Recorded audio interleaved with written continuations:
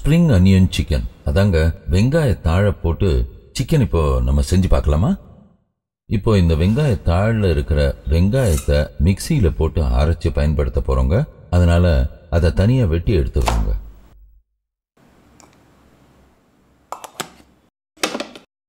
வெங்காய தாள்களை சின்னதாக நறுக்கி பயன்படுத்த போகிறோங்க.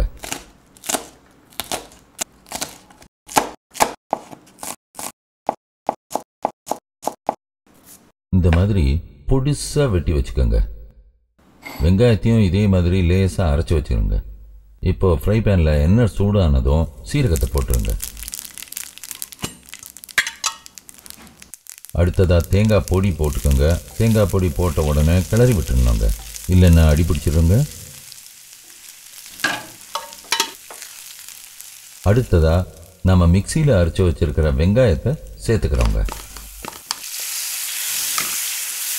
நல்லா கிளறி விட்ட பிறகு இஞ்சி பூண்டு விழுது சேர்த்துக்கோங்க. உப்பை போட்டுருங்க. இஞ்சி பூண்டோட பச்சை வாடை போகிற வரைக்கும் வதக்கணுங்க. இஞ்சி பூண்டோட பச்சை வாடை போயிடுச்சுங்க. இப்போ மிளகாத்தூள், கொஞ்சம் மல்லித்தூளையும் போட்டு நல்லா கிளறி விட்டுருங்க. இப்படி நல்லா கிளறி விடலைன்னா மசாலா பொருட்கள் எல்லாம் அடி பிடிச்சிருங்க. இப்போ நம்ம சிக்கனை சேர்த்துக்கலாங்க. இந்த சிக்கனை கிளறி விட்டுக்கிட்டு 5 நிமிஷம் வேக விடணுங்க. அப்போ தாங்க மசாலா எல்லாம் சிக்கனில் நல்லா பிடிக்கும். இப்போ மசாலாவும் சிக்கனும் நல்லா ஒன்றுக்கு ஒன்று சேர்ந்துருச்சுங்க. இப்போ தாங்க வெங்காயத்தாழை போடுறதுக்கு சரியான நேரம்.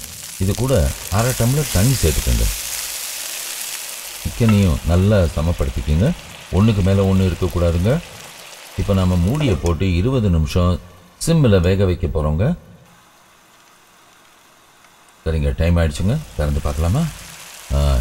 என்ன சொல்லுவேன்னு தெரியாதா? நல்ல வாசனை. இப்போ என்ன பண்ணுறோம், இது மேலே நறுக்கி வச்சிருக்கிற கொத்தமல்லியை தூவி விட்டுருங்க. கரம் மசாலா தூளியும் போட்டு நல்லா கிளறி விடுங்க.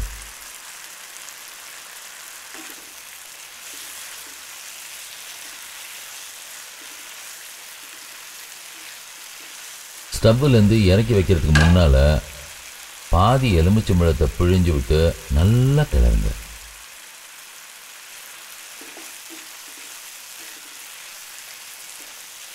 அவ்வளோதான், ஸ்ப்ரிங் அனியன் சிக்கன் ரெடிங்க. அம்மான்னு சொல்லாத குழந்தை கூட சும்மா கும்மு கும்முன்னு அடிக்குங்க இந்த சிக்கனை.